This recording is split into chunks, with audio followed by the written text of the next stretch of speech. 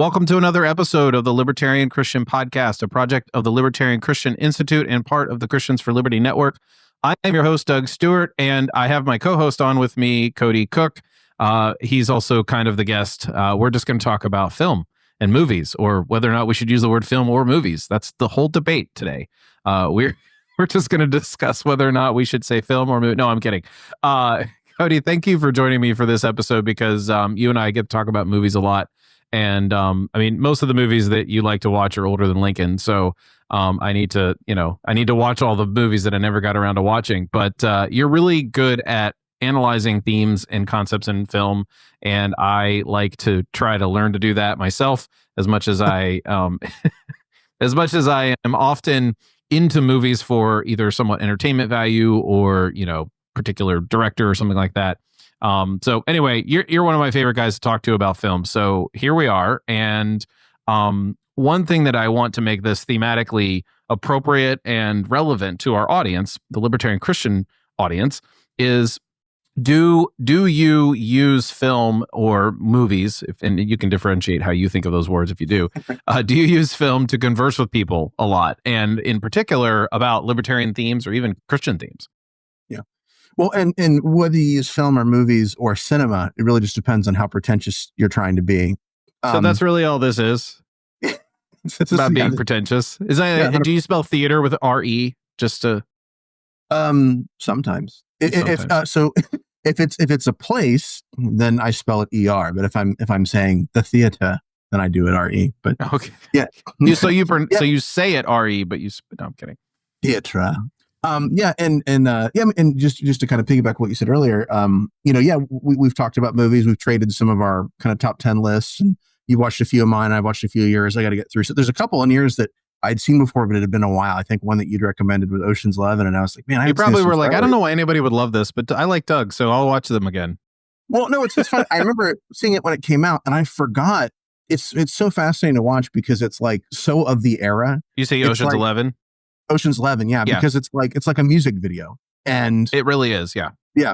And so like, I think when it first came out, I was like, yeah, but like watching it now, it's almost a little bit like a timepiece in a way. You're like, oh, this is kind of fascinating. This was this was what we thought like movies should look like then. That was kind of that big sort of slick, kind of quick cuts and kind of Jerry Bruckheimer. And I'm not dissing it. It's just really interesting how that was just really that kind of MTV moment. How it hit you different. Actually, you know what? I should probably ask you first, now that we're just kind of getting to know each other about this, and doing this for the sake of our audience. Where did you start getting into film and understand? I mean, I know you said you made something when you were a teenager and that kind of thing, but like, did it predate that, or were you just like, you saw an 8mm camera and you're like, I got to do this? Yeah, no, actually, I started trying to make movies when I was like a kid. I had the idea for like a horror movie. It was a monster that turned into water. And so, so anywhere where there was water, that might be the monster. Right. And so that was one of my early attempts. I also did, try to do a parody of James Bond. I would have been, I don't know, like 12 or something. Mm-hmm. Maybe a little younger. Around about 12. And I hadn't actually really seen almost any of the Bond films, but I played a lot of GoldenEye. And so I sort of got the the joke a little bit, kind of the how it was done. And I'd seen Austin Powers, so that was kind of it. But I think what got me into movies was probably my dad. He liked a lot of like 70s and 80s comedies. And so like I developed a real kind of strong appreciation for like Chevy Chase. And he showed me, I think, the Marx Brothers first. I saw them with him before, that was kind of my first introduction to them. And I think a lot of like my humor is very much in that kind of Chevy Chase, Groucho Marx, little bit, what's the guy? Oh shoot, Cary Grant. That sort of kind of sarcastic, sort of a self-important jerk a little bit. So I've had to talk that. But this was my early humor influences, and so yeah. I think that stuck. I think some of those stuck a little bit. Yeah, I've had to work on it some. I also watched like a lot of Nick at Night, which for those who are a little bit younger, Nick at Night used to play old TV shows, right? And it wasn't just sort of like, back-to-back Friends and Mike and Molly. And so, you'd watch, like there'd be shows from like the 50s, 60s, 70s, I think that at that time, the most recent show they had was Taxi, which was like the early 80s. And so that was kind of recent. That's sort of like between now and Friends or something. But there were all these sort of old shows, and I was kind of interested in the stars and the guest stars as people showed up, and it kind of got me curious and wanted to learn more about them. I don't have it with me, but I actually was able to, I repurchased a book that I had. I had a guide to Nick at Night episodes. It was an episode guide for all the shows that they were playing. And I just poured through it, and I learned about all the episodes and a little trivia. And that was me as a kid. So I reached my like preteen years, and I become sort of a hipster. And so I start adding like art films and kind of cinema underground to my interests. And those kind of weird, like 1960s kind of outsiders who are making films, and Kenneth Anger and John Waters. John Waters might be sort of more familiar, but so I think I was really just kind of interested in that kind of alternative world that was kind of being birthed in the 60s. And so anyway, so there was kind of all these different things coming together. They're really kind of old, kind of 1950s, approach to film, and then that sort of edgy stuff. And so you kind of put it all together, and it's a fairly broad number of influences coming together. Okay. So yeah, I watch movies that came out when I was younger, but I was always really interested in a lot of the older stuff. Why do you think that was? Just your dad's influence, or just, personality? I'm sure it was part of it. I mean, the fact that my dad was watching a lot of comedies, I think, was part of it, because, you'd sort of sit with your dad. There were things you were laughing at, right? And so that sort of informs your sense of humor. Yeah. And, so stuff in the 90s was a little different. The comedy was a little bit different. And so, and I was like, I would still sneak and watch Beavis and Butthead, and I'd watch Biodome and stuff. Those kind of really bad 90s Pauly Shore movies and stuff. But I think it gave me sort of a sense of, I think, how humor in particular is not just one thing, but there can be a lot of different approaches to humor. It can be very sophisticated, very, very kind of smart, very sarcastic, or just very kind of dumb. And so I don't know why I got so interested. Like I said, I think Nick at Night was part of it. I just got really zoned in on that kind of stuff. And I've, and it's obviously like shaped my theological approach too, right? Where it's like, okay, well, this is really, this new theology is really interesting, but like, what did Athanasius have to say about this?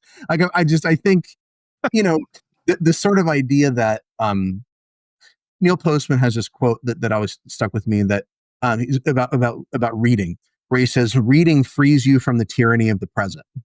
And it's this idea that you're sort of, when you're in a time and a place, you see everything through that cultural lens without realizing it. And so when you can look at things through a different lens, you realize that the world is bigger and more complex and more interesting. So maybe that's it. I don't know. Yeah. Okay. Is there anything like in your childhood, any movies that maybe you went to see or saw it from home that like stuck with you and impacted you? I mean, everybody that knows me knows what mine is, but which I can share. But I'm just kind of curious. Like, do you have any for me? For you? I mean, so there were two that were very formative for me, that were actually not very well liked when they first came out, but have since become, kind of cult films. One was called Monster Squad.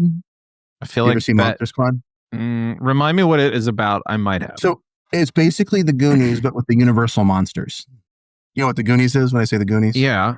Okay. Well, when you say the Universal monsters, so the Universal monsters, like Frankenstein, Dracula, Wolfman. Oh, got it. Okay. Yeah. Yeah. Those kind of Universal Studios. No, I haven't seen this movie.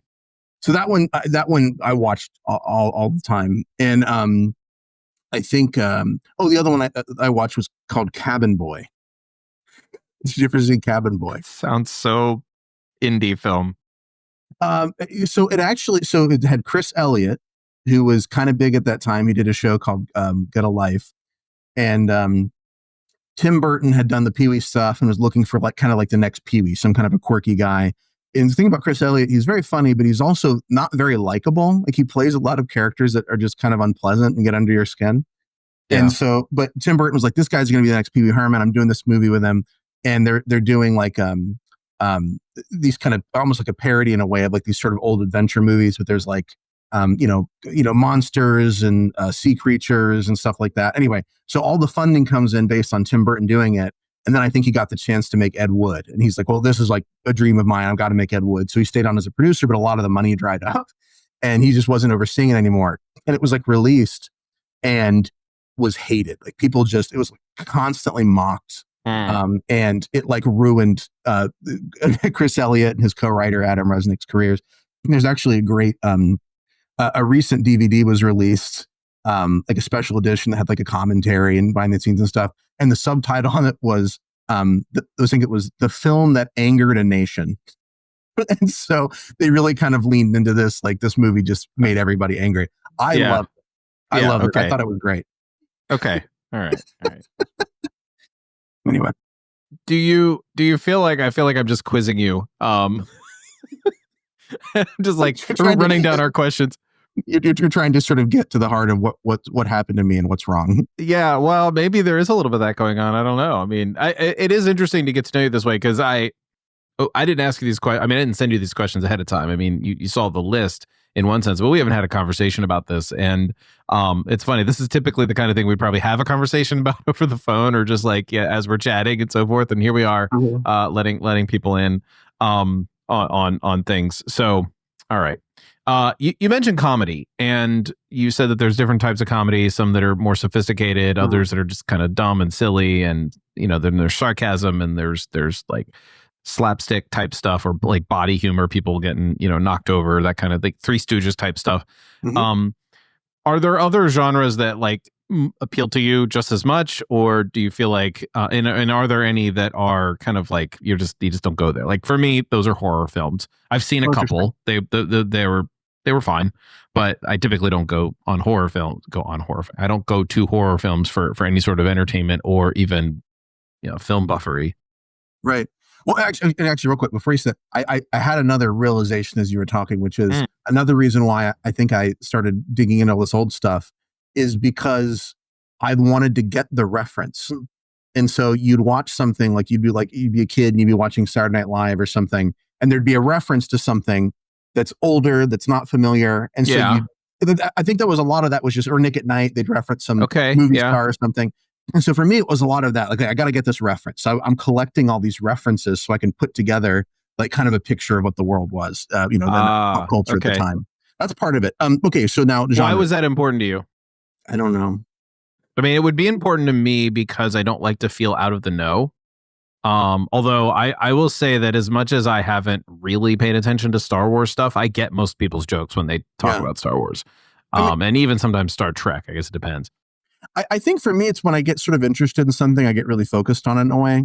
I mean, that was kind of the reason I went to Bible college was because I'm a Christian, so I want to get this. Like what. And there's lots of ways you can do that. You can just go to church a lot or pray a lot or whatever. I was like, I've got to understand like the academic approach to this. I want to understand the history. I want to understand hermeneutics. I want to understand, so anyway, there's a lot. I think that's part of it. But okay. Genres then. So genres. I mean, I'm pretty open. I don't know. There's not really genres I stay away from other than, like pornography. But I think, my wife was like resistant to musicals and Westerns when we first met. Those kind of very masculine and very sort of feminine genres. And, and I think I told her at the time, like there's great movies in just about every genre if you look for them. Right. And so like, I'm not necessarily like an anime guy, but there's some great films that were made, animated films that were made come from Japan. Right. And so like, for my wife, I got her into Westerns through Clint Eastwood. I had to know a little bit about like, okay, well, John Wayne is a little too old fashioned for her. She's not going to like it. But Clint Eastwood, especially the violent, the vengeful movies like High Plains Drifter, she loves. She's got a lot of kind of anger in her. And so she really appreciated that.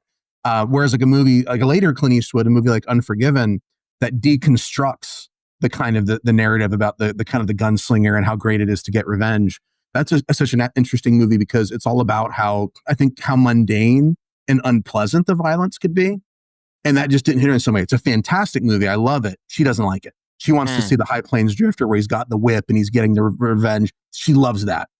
And, or like, so anyway, I mean, for me, there's like some genres that I'll probably look at less. Like, I'm not necessarily a big musical guy, but like West Side Story is a great movie. Seven Brides for Seven Brothers is a great movie. Okay. And, so it's just, it is what it is. You appreciate what it's doing in that genre. And, you just kind of have to accept, okay, they're going to start singing now. And I just can't let that bother me. So musicals are not your thing. Not generally, but with some exceptions, but not generally. Yeah. Okay. So I guess if you approve of West Side Story, I need to go watch it because I haven't seen it. So it's good. It's long, but it's good. It's good. And there's a great actor in it. Oh gosh, I forgot his name. He's also in Seven Brides for Seven Brothers. He was in the show Twin Peaks as well. He played the psychologist. But he just did this incredible just dance work and stuff. There was a movie he did where there was a dance called the Shovel Dance. Was that the Fastest Guns in the West? Maybe Fastest Gun in the West. Is that what it's called? I think so. And he just does this like incredible, this dance with two shovels, and he's like just jumping all over the place and going. Anyway, sorry. You can't when you see something that's good or you see someone that's talented, you can't deny it. You might not like the genre, but it's good. You know what I mean? Yeah. Anyway. All right. I want to talk specifically, we kind of pivot to kind of the core of the conversation here is approaching movies and film beyond mere entertainment. And I'm going to say that because when I grew up, my family's approach to film was almost purely for entertainment. And there were some times where films would have a message. And I'm sure my parents, I mean, they didn't talk to me about this at the time, but I'm sure they talked to each other about like, oh, well, let's go see that. It has a heartfelt message where, our kids will feel, uplifted or whatever, or it's just funny. I think of things like, Beethoven, about the dog. I think it was a John Hughes film, and some others that were like, oh, okay, well, like these are just fun, lighthearted. They're like, relatively safe in terms of content for kids because they're only PG and it wasn't the 70s. And the idea that we would sit down and watch a movie to analyze it, to see what it might have to teach us, to see, how is this played as art, other than maybe to maybe the acting would do that to some extent and be like, oh wow, that person's a great actor. We love Tom Hanks, or we love, Macaulay Culkin or something. I'm just joking there, but like something like that, where it's just like, oh wow, that person's a really good actor. I'm gonna go see their stuff again because I really like what they have to say. That was like the level of artistic value that we would place on films. And yet we would not actually watch a lot of films. I grew up relatively sheltered, and it was kind of weird because I would be not allowed to listen to like Christian rock music, but like my dad would take me to see Schindler's List, Jurassic Park, the Teenage Mutant Ninja Turtles movie. We would like they would let me see these things that were entertainment, and as long as there wasn't sex in them, or tons of language, again, we except for Saving Private Ryan because it's a war movie, and that's just how it is. So there's all these weird exceptions and so forth. For the most part, there was a lot of entertainment value. Now that I mentioned Saving Private Ryan and Schindler's List, those were probably kind of the exception where it's like, oh, well, these are teaching some sort of historical, situation that we want our kids to know about. My mom's dad, who I never knew because he died before I was born, was in World War II, and he was in the Battle of Normandy. And so of course my parents are going to be like, oh wow, let's go see this. This is great. But outside of that, this is almost entirely about entertainment. So that's a long lead up to talking to you about how can we look at movies beyond mere entertainment and kind of enjoy them for their artistic value as well. And then we're going to actually talk about a couple of films. You're going to have a couple. I have a couple that I want to share, and I picked mine with a very specific theme, and I'll just kind of open that up when we get to it. But how do we approach movies beyond entertainment? Yeah, well, and you mentioned a word also, message. And I think that's almost a third category in a way, because I think, sometimes you can go so heavy-handed with a message, be so ham-fisted, that it doesn't really have a lot of artistic value, right? And so you think of a lot of the films that are made, the kind of, the movies for Christians are often very much like that. Yeah. Or the Atlas Shrugged films that were made. Oh, yeah. When you're sort of preaching to the choir, that's a different thing than, so for example, a movie like Full Metal Jacket, Kubrick film. So a movie about Vietnam War. Oh, it's a good movie. But the first part of it is really good, and then it falls off. And it's because the first part of it is about this relationship between these guys and their drill instructor and how everything goes awry. And then the rest of the movie, like it sets the tone a little bit, but the rest of the movie is, I think, a little too heavy-handed with trying to be messaging. Yeah. And so it loses you a little bit. But do you feel like Born on the 4th of July did that? You know what? I've never seen Born on the 4th of July. Okay. We just watched it. My wife and I just watched it, this summer, maybe, I think. Well, that doesn't help if listeners are listening later. So 4 or 5 months ago. That doesn't really matter anyway. But we watched it and we felt like it wasn't preachy, even though it was clearly an anti-Vietnam War movie. But anyway, you can keep going. Yeah. Well, I mean, another Vietnam War movie is the one that was based on Joseph Conrad's book Heart of Darkness, but they made it about Vietnam instead. It's Apocalypse Now, is it? Apocalypse Now, yeah. Yeah, okay. Francis Ford Coppola's Apocalypse Now. That's really interesting because like the setting is Vietnam, but it's really it's all basically based on that book, Heart of Darkness by Joseph Conrad. And so that's partly what makes it really interesting. And it's really well made. Like there's a message there, but it's kind of more broad. It's not really about Vietnam exactly, you know? Yeah. So you're saying some films will go too far and like overdo the messaging. It's heavy handed. That's a good way of putting it. I always think of it as preachy, but that's probably not quite the right word at the time. And when I was a teenager and I started making movies, my movies that I tried to make were always heavy-handed message films. And I liked, and part of it too was like the filmmakers that I thought were really interesting, guys like John Waters, everything was over the top. So if there was a message or if there was acting, everything about it was over the top. And so that was kind of what I emulated. I liked that. I thought that was fun, that kind of kitschiness. But you've repented since. Mostly. Sometimes I like it, but mostly. But yeah, I mean, you know, I remember reading somewhere like the difference between art and craft is that art clarifies values. So craft is, you may be a good director, you may know how to, you know, put together a film, but are you saying anything? Are you clarifying our values in some way? Are you getting people to think about what's important, you know, in the world or in their lives, right? There's, you know, and so stories can help us to think about the world in different ways than we might normally. And some do it better than others. Sometimes, especially movies for kids, they'll have a heavy-handed kind of message that's kind of thrown in there about friendship or family or working together. Right. Loyalty, sacrifice, you know. Yeah, but you know, a movie that stands out to me that is not considered an artsy film, but I think clarifies values in a really important way is Napoleon Dynamite. Have you seen Napoleon Dynamite? I haven't. Man, I thought everybody'd seen Napoleon Dynamite. I know. It's sorry. That's what, because that'll be on my next. It's stupid and funny, but really it's about these like friendship. I think in a way that's endearing, but not like, you know, syrupy sweet, right? And so I think it hits you in a way that it feels real, and I think that's part of it too. That's why the message movies often don't work. Is it's not really about the human experience. It's about some writer director's point of view. Yeah. Right? Yeah. And so to me, that's when a movie has that, like when a movie can unearth something hidden or something, or surprising truth, or say something true, but from a different angle. One of my favorite movies, we would talk about genres. I'm not necessarily a big rom-com guy, but there's movies that are at kind of romantic comedy sort of genre. And one of them is called A New Leaf. And it had Walter Matthau. Elaine May was in it. She also directed it. I think I might have recommended it. I don't know if you watched it. I remember now. Yep.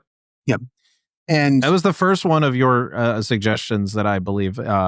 He's like a goofy, aloof kind of guy. Or no, she's the goofy and aloof, and he's like always pulling her in. Is that the one? Yeah. So basically, he's a rich guy who's inherited all this money, and his money's running out, and so he has to marry somebody, but he doesn't like anybody. And so his plan is, I'm going to marry this woman, and then I'm going to inherit her fortune. I'm going to murder her, which is a great premise for a rom-com. And so, and I won't ruin it, but and there's going to be some spoilers, I have to say, in some of these conversations. But when he realizes that he really does love her, like it's such a fanciful, you know, kind of out there kind of scenario. It's quite funny too, and I'm not one to go back to, you know, pre my birth and watch movies. Yeah. Oh, so funny. But like when he sort of has this realization, like what it is that makes him realize he loves her is very down to earth. And it says something, I think, about I think human love in a way that's really kind of surprising, that it's, you know, the ways in which we kind of connect with people and realize that we care about people, and that, you know, basically it's, I think to kind of sum it up, first he sort of despises her because she needs him all the time because she's just doesn't know how to do anything. But in the process of like, he actually discovers as he's doing all these things for her that he actually has talents and he has abilities and he finds meaning and fulfillment in that. And he also just like, he learns to love her through that process. And it's something about the way that love can be generous and giving and that you're not, you get something from it, but not in a transactional way. You get something through your giving.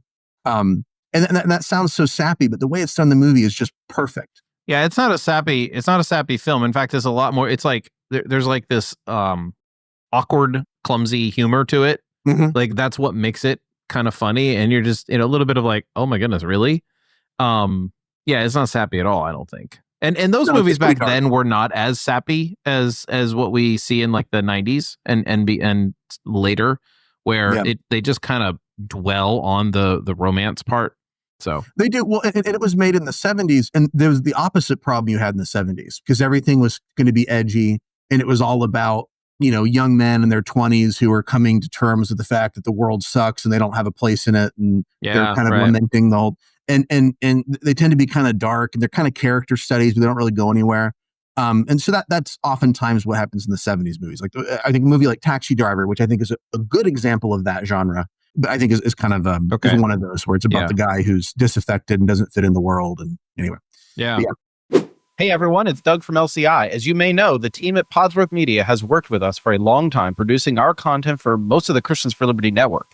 A big part of that over the past couple of years has been using the Podsworth app to make our audio sound clean, level, and professional, even when the raw recordings were super sketchy like this one you're listening to right now. Believe it or not, this recording was that bad before I ran it through the Podsworth app, and you can hear the full before and after demo yourself at podsworth.com. The app recently got a huge update, and it's now better than ever. So good, in fact, that it can take almost any atrocious voice recording and make it sound great. Here's how it works. It removes background noise, cuts down on plosives, fixes clipping when your gain is too high, removes clicks and pops, reduces reverb, improves tone, and levels out the dialogue so that you don't get any crazy volume jumps. Everybody hates that in a podcast. Using it is super simple. You just go to podsworth.com and click Get Started, drag and drop the audio files, open them right up from your phone's browser, customize your settings however you want, but honestly, the default works great for most settings, and here's a really cool thing. If you enter code LCI50, you'll get 50% off your first order. No account needed, just your email and payment. You'll get a download link in your inbox with cleaned up files. It's perfect for podcasts, YouTube videos, sermons, audiobooks, you name it. If your recording sounds rough, the Podsworth app can make it not only sound listenable, but professional. And remember, when you use code LCI50, you get half off your first order, and you'll also be supporting the work here at LCI. How did we get on? We got on to, the messaging and how to think of films beyond entertainment. Yeah. Well, and maybe I should answer that question. Well, yeah, I think it's just, it's about that thing. Is the movie clarifying your values in some way? Is it testing your values in some way? Is it giving you a different way to think about what's important to you? What does it mean to be human? What does it mean to love or hate or to, I can kind of live in the world. I mean, is there meaning to life? Is there meaning to morality? Or is that something we make up? Yeah, I think those are interesting questions because I was in, so I went to a Bible college and they had a drama program. And they had this sort of like wasn't quite ready yet program where there was like film studies. And so that was the track that I took. And I remember my roommate, saying that I was kind of leaning into this a little bit, which is why I'd seen some of the old, like I saw Battleship Potemkin and what's the one, La Jetée, and some of these others like that were just like everybody who wants to be a film critic would have to have seen, right? And these are like really old films. And I remember going through these and some of them were kind of agonizing for me because I was like, what? Films are just for entertainment. And I just want to make fun films that like wow people or whatever. And I remember starting to learn that films had things that could teach me something. And I remember my roommate, and he said this to me because he wasn't not into film. In fact, he was the person who I watched The Matrix with for the first time, and we were trying to figure out what it meant, and we were college kids, and we were relatively conservative, so like this was so artistic in our world that we were like trying to figure out what is meant by the Matrix, and there's always going to be one meaning because that's how we grew up thinking of meaning with messaging, and so his name was Phil. And he said to me, we were again in college, when I said, "Oh, well, I'm just trying to see what this movie can teach me about life." And he goes, "That's what I read the Bible for, Doug." And he didn't say it in like a sarcastic or even like judgmental way, but he was just kind of like, "Why would you go anywhere other than the Bible to like teach you how to live or about life or about yourself or about whatever? Like God's already spoken to you for what you need to learn in life." I wish you had been also my roommate then too, so I could hear you react to him. Maybe not back then because you'd probably been too young to really say anything smart. But what would you say there? Yeah, I mean, it's kind of an underhanded critique of the Bible in a way, though, right? Because what he's really saying is, if I want something fun or interesting or exciting, I go outside of the Bible. If I want to learn about dry things like values and what's important, then I'm going to look at the Bible for that. But I mean, but think about this. Prior to movies, why do ancient people tell stories? Why did they write stories? What's the Odyssey about? What's Beowulf about? It's about the values that these cultures have. It's partly that it's exciting and it's interesting, but it engages people in that culture in a way that it might not engage people today because it touches on what's important to them, right? And it sort of clarifies those values in a way, even though it is an interesting story, a fun story to them. That's kind of what it's doing. That's why they told those stories. And so, I mean, and I think that's what you're getting in films. You're getting stories, sometimes based on a true story, sometimes not. Yeah. But what you're getting is it's another way to think about these things. I mean, Jesus told stories for that same reason. Yeah. And so, yeah, I mean, I don't think it's it's a one or the other thing. I don't think that, you go to the Bible when you want to have a dry, didactic lesson about morality. But if you want to do something fun, then you're going to go watch a movie. Yeah, I think that was kind of the thing. Like with me growing up, it was kind of that. And I remember we went to see The Passion of the Christ. So again, imagine this like highly conservative church. We have, Sunday morning service, Sunday night service, we have Wednesday prayer service, and and like obviously fewer and fewer people go to those services over from one to one that I just mentioned. And I remember the opening night of The Passion, which Mel Gibson's Passion, was on a Wednesday night, and we canceled Bible study to go see it, which blew my mind, right? And so the handful of people who go to these, we went to the movie.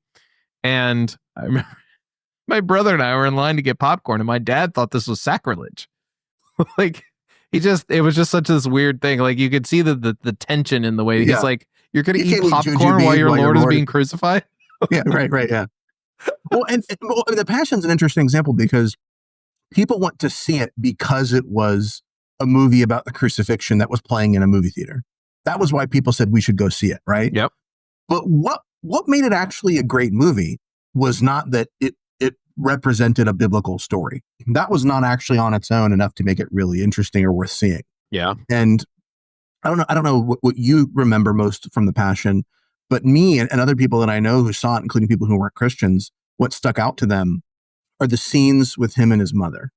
And Mel Gibson has a bit of an agenda here because Mel Gibson's Catholic and he wants to sort of push this idea that Mary is co-redemptrix and that she's suffering with Christ. But there's also it's also like something that's not talked about in scripture, but it's also like obvious, right? Where it's like she sees him stumble with the cross and she thinks about him as a toddler and he stumbles and falls and she comes and helps him back up. And then so you have this sort of flashback and flash forward and you sort of feel the pain of a mother. And it tells you, I think, something a little bit deeper about the fact that these aren't just, texts on a page. These are about people. These stories are about, they really happened. And we may not, Matthew or Mark or Luke or John may have not thought that it was really, worthwhile to spare a lot of ink and parchment to discuss those personal relationships in that way. Yeah. But it's worth exploring. But it also gets us thinking about the world that we live in and the violence and especially the state violence and the unjust state violence and how, this is sort of a controversial example now because people have different thoughts about the, autopsy and stuff like that. But in 2020, the thing that got us all thinking about police brutality was a man with a police officer's knee on his neck and he's crying for his mother who's dead, but that comes out of him. Right. And So, I mean, I don't know. I mean, that when I think about the Passion, that's what I think about. So there's some over the top violence, and them sort of throwing him over a bridge and dragging him back up with the chains and stuff. And some of that also is almost a little gratuitous. But or even just like, what's Judas going through? What's his experience? What leads him to say, I'm ending it, right?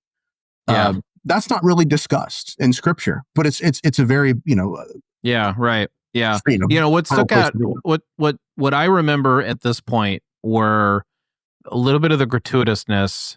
Mhm. And at the same time, I mean, if you think about sort of the more fundamentalist Baptist type, like the whole point of understanding the debt that we owe God Mhm. was to know that the crucifixion was like the most horrific way to Right. die. And your Lord did this for you. God did Right. this for you. Okay. That's the messaging, right? Mhm. So this didn't feel gratuitous to us. Right.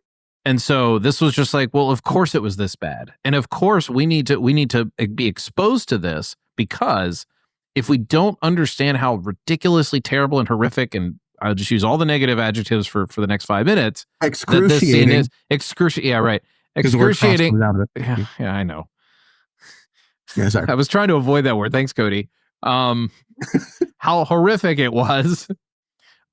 We really wouldn't truly, it's because we don't know what Christ went through, but this film got us way closer and was the most accurate or whatever. I mean, nobody claimed it was the most accurate, but in terms of the emotional connection to what did your Lord do for you? Look how he suffered for you. That was the message that we heard. From an artistic perspective, I remember, I don't think anybody in my church noticed this, and not many people noticed it, but early on, well, I don't remember where in the film it was. Again, I didn't see it since it came out. But I remember there being a scene where either Jesus or somebody is stepping on the head of a snake. And it reminds me of the, I guess, Genesis 3, where he says that, you will bruise his heel, or your head will, I forget the reference, but I'm remembering that this is a Garden of Eden scene, or Genesis 1-3 theme brought up in the in a scene in Jesus's life. And I just remember that being, and I remember like being a little proud of myself for noticing that, because that's not the kind of thing we get brownie points for noticing in films. Well, so and yeah, but it's interesting. We're kind of talking when you talked about the suffering. I mean, that's a values clarifying thing that's happening there, right? Because what is it that we as Western Christians tend to think about when we think about Jesus's sacrifice for us? We think not that I may turn off some of the audience here now, but not that the wages of sin is death and that Jesus defeated death on our behalf, but the wages of sin is eternal torment. And so we have to emphasize not that Jesus died for us, but that Jesus was tortured for us. He doesn't die to save us from death. He's tortured to save us from torture. And so there's a message there. There's a reason why Gibson wants to really hit that home, because of how he thinks about what it means that Jesus suffered in our place. So yeah, and these are conversations that you can have if you know what to look for in these movies, if you pay attention and you think, and really what it is, I remember being a kid and thinking like, reading books in grade school, and the teacher would talk about all the symbolism and stuff, and you'd think, she's probably making that up, right? It's just a story. Because as a kid, that's how you approach exactly how yes. Right. But when you're a decent author or writer or filmmaker, you make decisions. You say, I'm going to do this and not this. I'm going to have this character say that and not this. Right. And there's a reason for it. Right. And so you can read too much into it, or you can find something in there that the author is not really trying to say. That's of course can happen, but it's there for a reason. And so you can have these sort of conversations and think about it. Like, I think evangelicals sometimes uncritically watch The Passion because they weren't thinking of it in terms of art. They thought of it in terms of, we're going to bring to life the Bible. Right? Yeah. In particular, what I said earlier about the excruciating, experience of Christ. Yeah. Or Noah's one of those people. When the Noah movie came out, they said, well, it doesn't follow the Bible. So, well, it's 3 chapters in the Bible, guys. It's not going to follow the Bible. There's going to be more to it. We're not going to have 45-minute monologue about what the ark's made of, like we have in Genesis 7. So yeah, and the stuff with the Nephilim, I'm like, well, that's not really accurate, but it's an interesting thing to think about, right? Is Noah struggling with Yeah. This choice that the fact that God is destroying the world. Who is God? Is God vengeful? Is God gracious? And that's not in the text, but it comes out of the text. I like the way Pete Enns put it, that basically the film Noah was Darren Aronofsky's midrash on Noah, on the story of Noah. Like it's like, yeah, okay, that tracks. Like that made it make sense for me, and I actually like the film. But yeah. Okay. Well, we've been on for almost a full episode, and we haven't even talked about the movies we said we were going to talk about. So let's go through those a little bit. We don't have to be super quick, but also maybe just shorten the list. I mentioned earlier that there was a film that hit me as a kid as like just wow. And I had seen other movies before. And not only did this movie actually like just wow me as a 12-year-old, I guess. It was the reason I wanted to read. I started reading. And you'd think that it would be some artsy-er film than it really was, because the director who made this film actually made a really artsy film in the same year or within the next year, which was Schindler's List. And so in order to make Schindler's List, the production company, so the story goes, asked him to make something that was more like blockbustery. And so he made what I think is probably the best blockbuster film, although I think Top Gun Maverick kind of gets up there, Jurassic Park. And it's any 12-year-old boy who's somewhat into like dinosaurs and like that kind of thing is going to be like wowed and scared and amazed at what was happening. And of course, there's the artistic value of or the creative value of realizing that this is kind of like there's some breakthroughs here with the animatronics and some of the things that they used to create this. But it has always stuck with me that there is a drive in human beings to create things. And I'm not talking about films, but the film itself, Jurassic Park. There's the drive in John Hammond to create something that will awe and inspire other humans. And of course, the premise of the story is that it all can't be controlled, right? And you have Ian Malcolm as the right character to kind of explain all this, but nobody believes him and all that. And I don't know, maybe there's some like latent libertarian themes in that in some sense, in the way that like, hey, if you think you can control things, nature is complex. It's not simply complicated. And you can't control this. Life will find a way, as the famous saying goes. And so I think a lot of those themes for me fill out sort of why, how do I put this? Sort of why I like watching movies that are very similar in this sense. Some of the other movies that I put down here were Minority Report, The Truman Show, Hunger Games, and Sphere. I don't know. Have you seen Sphere or read the book? I haven't seen Sphere, actually, no. Okay, so the book is way better. I mean, this is typical, right? The book is way better, but there are a lot of movies that were better than the books. But all of these movies have to do with hubris and the desire for one person to either create an experience out of like goodwill, like in Jurassic Park, right? And for that matter, even Minority Report and The Truman Show. They're trying to create something that will either protect or shield or do something for the society or even for themselves. And yet it just reveals that they can't control it. And yet this theme in a movie all the time is attractive to a lot of people. And I think there is this like human impulse to want to control things. And we're still willing to be reminded through film that we can't control everything, no matter how many systems, you want to create to, fail with fail safes and how well you trust your people and, all that kind of thing. So, obviously that mixture of movies, Jurassic Park, Hunger Games, which is a trilogy, Sphere, Minority Report, The Truman Show, those are all very different genres, different ideas on a theme of how do I control, I call them kind of control freak movies. Some of them are, like I said, out of nefarious means, and some of them are just out of, good natured means. So anyway, I kind of ran through mine. I can let you talk about a movie or so that you want to bring up. Yeah, I'll mention a couple. Actually, riffing off what you said, about a year or so ago, you let me post a short video to the LCI YouTube page that was a short video about Thanos from the Marvel movies as like a central planner. Oh, yeah. Now, he doesn't really regret that decision, but of course, the rest of the universe does. But it's that sort of thing, all population control, that's a problem. I'm just going to just snap half of the people out of existence. It's a perfect kind of like central planner sort of solution. So let's see here. I'll mention a few.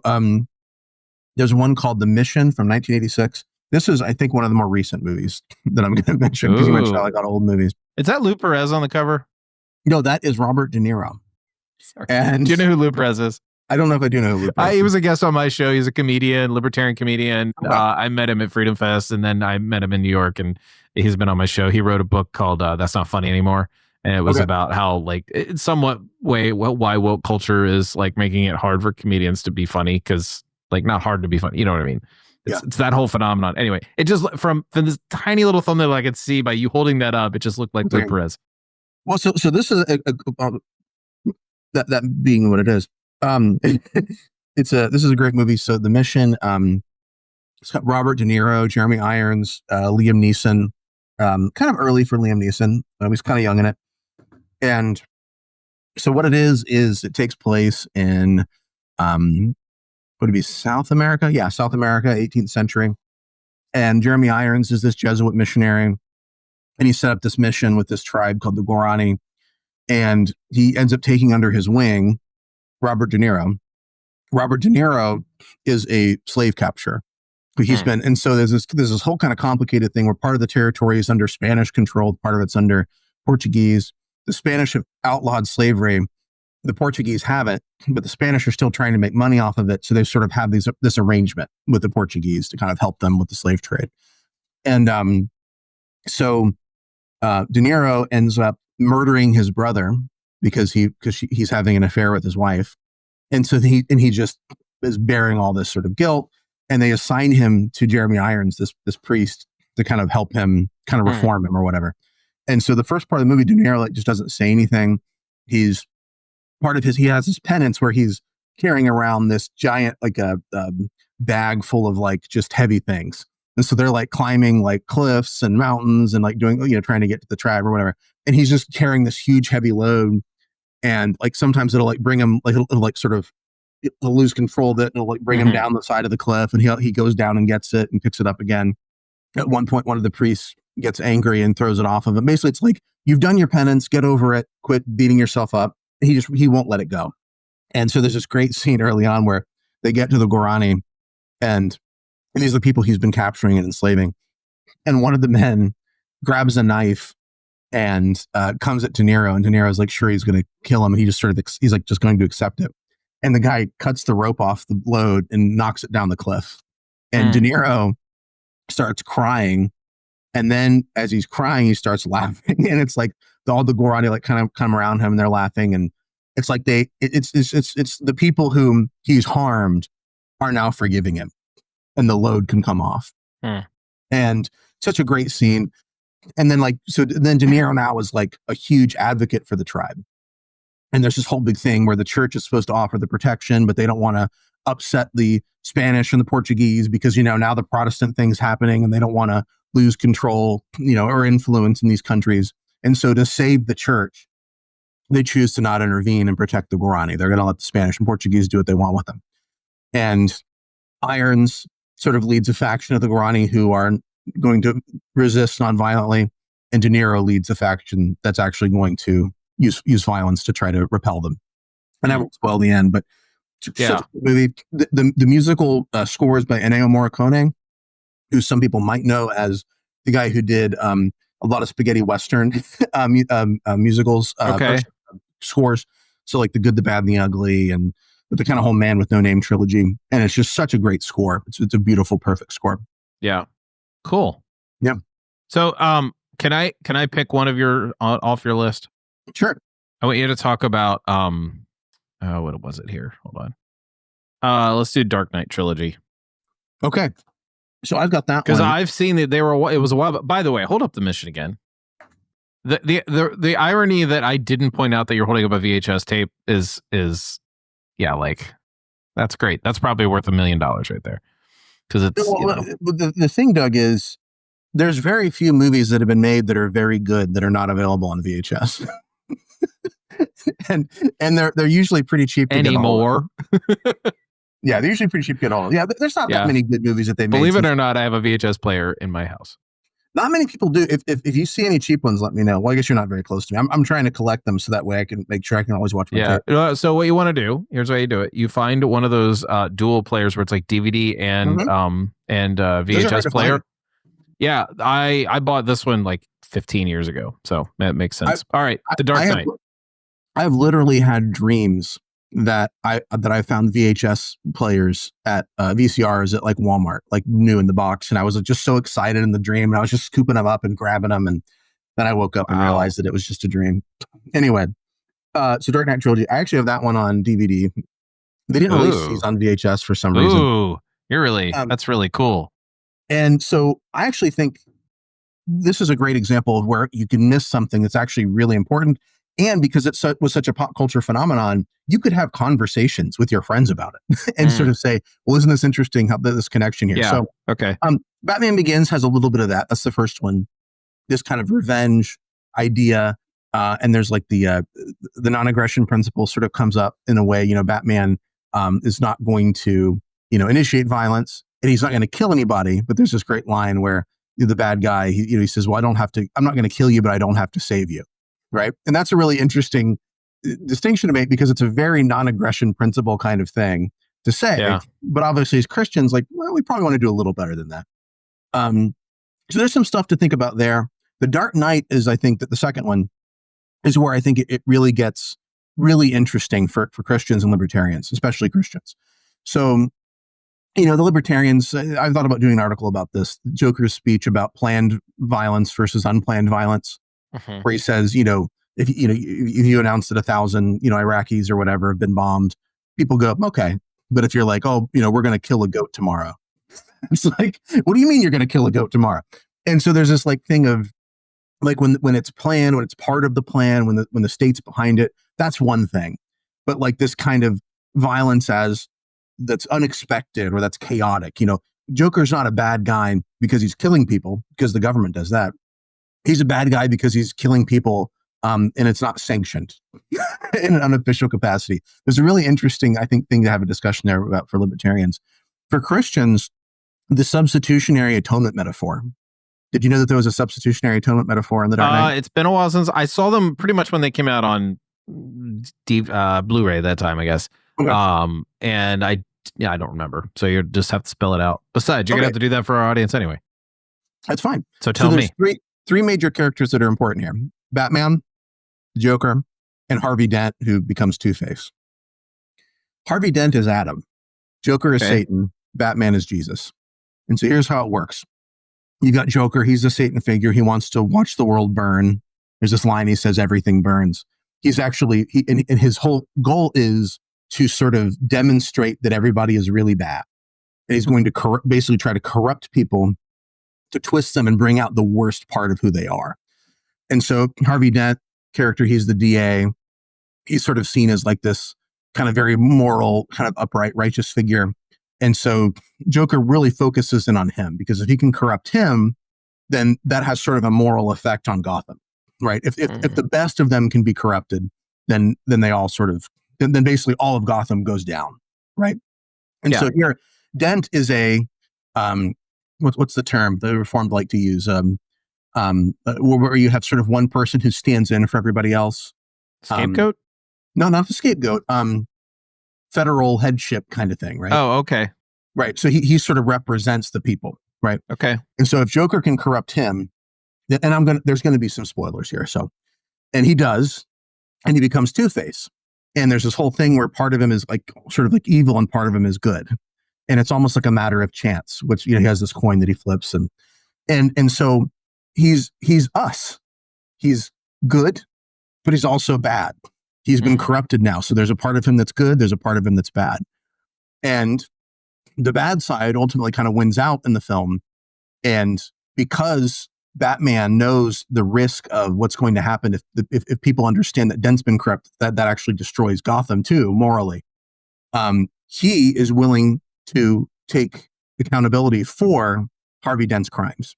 So that way Harvey Dent dies looking like a hero who's never corrupted. He's still good. But Batman is the bad guy because there's a line Commissioner Gordon says, we'll hunt him because he can take it. Okay. All right. Right. it's pretty interesting here, right? So in well, it seems like that's like an overt or a very obvious analogy or metaphor, but also not heavy-handed. Yeah, it's something you could miss if you're not looking for it, but it's 100% there, and it's unfortunately not a happy ending for Calvinists because Joker is disappointed to learn that people aren't totally depraved. There is actually some good in people, but that aside, we don't go. But Cody, as my roommate Phil said, we don't go to the Bible. We go to the Bible for our theology, not to Zack Snyder film. Right.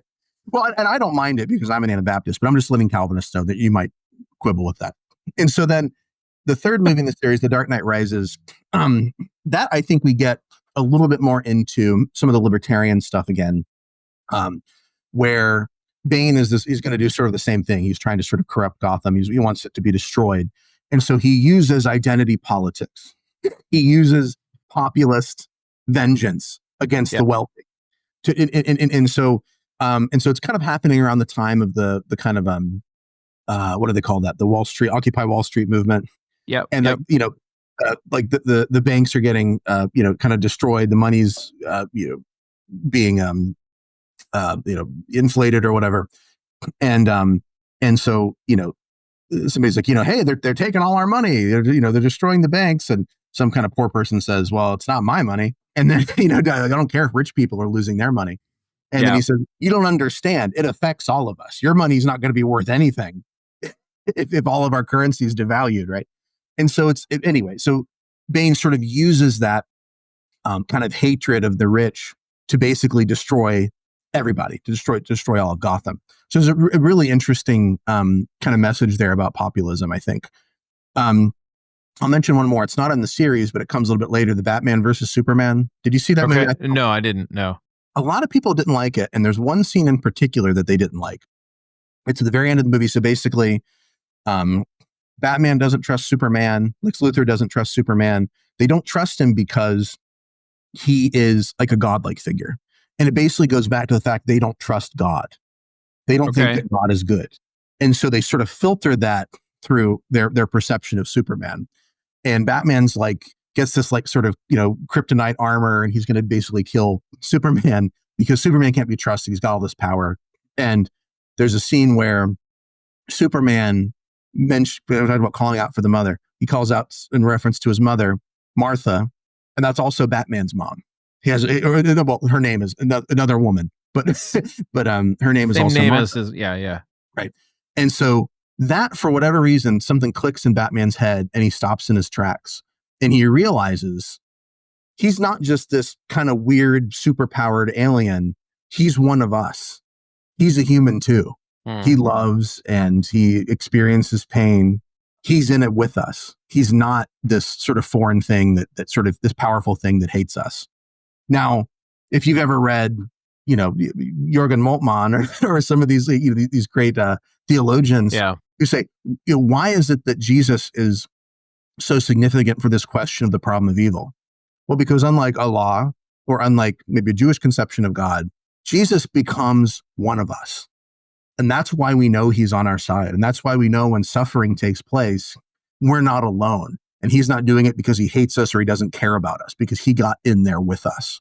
And I mean, it's a beautiful, theodicy, really. A discussion of the justification of God, and despite the fact that there's evil in the world. So anyway, some people didn't like, they thought that was a little ham-fisted to do the Martha thing, but they also didn't get what it was happening. So and I think there's writers for the Dark Knight trilogy that were shared with Batman versus Superman. So I think that there's very intentional Christological things happening in those movies. Wow, we're right about an hour, so we've got more on the list. Do you want to mention any more before we wrap up? I think we're good. I think the films that you mentioned are really good. I mean, I threw out mine a little bit just as like, hey, here's what interests me, and also here is like kind of some of the kinds of movies that attract me to talk about. Or at the very least just enjoy. So I often, I will say, like, I have a friend who like really likes the Lord of the Rings movies, and I always think, how could you not be a libertarian with the whole one ring of power theme? And like, how could you be, a Democrat, or how could you be somebody who really wants the state to do things? Like, you love Lord of the Rings. Didn't you get the message? Right. But anyway, I don't know why I said all that, but no, I think we can wrap up here. This would be a good place to wrap up. And if there are, for those of you listening, you can email Cody and me at on libertarianchristians.com. You can go there and fill out the contact form. We would love to know what movies do you think would be great films for libertarians to watch, ones that have maybe not overtly libertarian themes, but themes that will engender discussion that will help us talk more about libertarian themes. So we also invite you to do that. I love listening to stuff like this because it gives me ideas for things I've never seen before, but I think I would like. So if there's a movie that was mentioned here that you hadn't seen, but then you watched it because we talked about it, let us know what you thought about it. Oh, that's also good. Do that as well. So libertarianchristians.com/contact. You can just pick the drop down, send us a message. Be happy to converse with you about that. Well, at this point, we will wrap it up. Thanks, Cody, for your time and for your prep on coming up with these movies for us to talk about, and for having some really thoughtful things to say. Appreciate it. There's a lot on my list we didn't talk about, man, but maybe some other time. I'm looking at my list thinking we didn't talk about Mr. Majestic. We didn't talk about Rocky IV. We didn't talk about Duck Soup. I tried to get my daughter and wife to watch Duck Soup with me, and then they were like, no, because it's 1933. And I was like, well, what about 12 Angry Men? And they're like, no. And we ended up watching Maze Runner, which I didn't like. My wife loves 12 Angry Men. I think that's a great one too. It is, it is a good one. Duck Soup is funny. It's early Marx I think the trailer was a little bit like not good as a trailer, so that might have kind of thrown it off. It's so funny. It's really anarchic. It's super critical of kind of the war state and just the pettiness. I mean, Duck Soup. All right. So everybody go watch Duck Soup.